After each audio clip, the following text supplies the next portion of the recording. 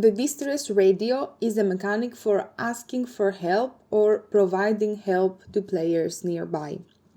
Players find or buy a distress radio transmitter and carry it with them. When needed, they use it to send a distress signal to players nearby. If a player accepts, then a communication channel opens up and their location is tracked on the map. Players can proceed and chat or talk about what they need and how they can help. The shared map in the shelter combines an in-game social hub, this is the shelter, with a shared map mechanic.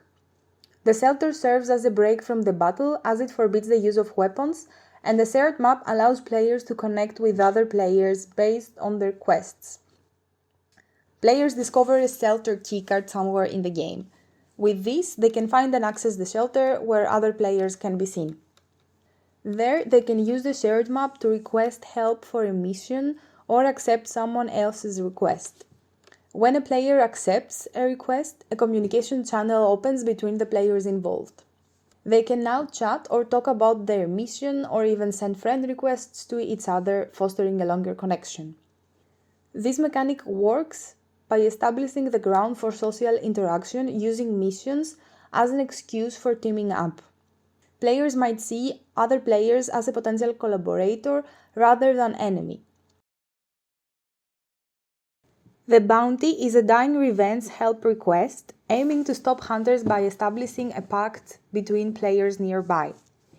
When a player dies by the hand of someone with a high number of player kills, they can place a bounty for the head of this hunter. Players nearby can accept the bounty and begin the hunt.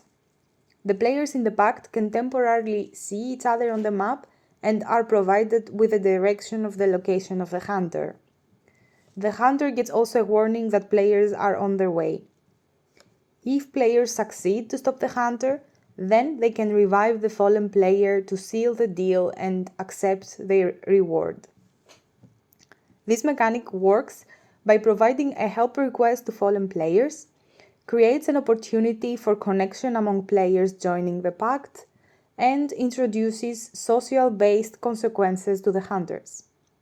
The risk here is that players joining the pact might still be hunters and kill everybody involved in the bounty. But then they might end up with a bounty on their head and have other players hunt them down, and you see where this is going, right?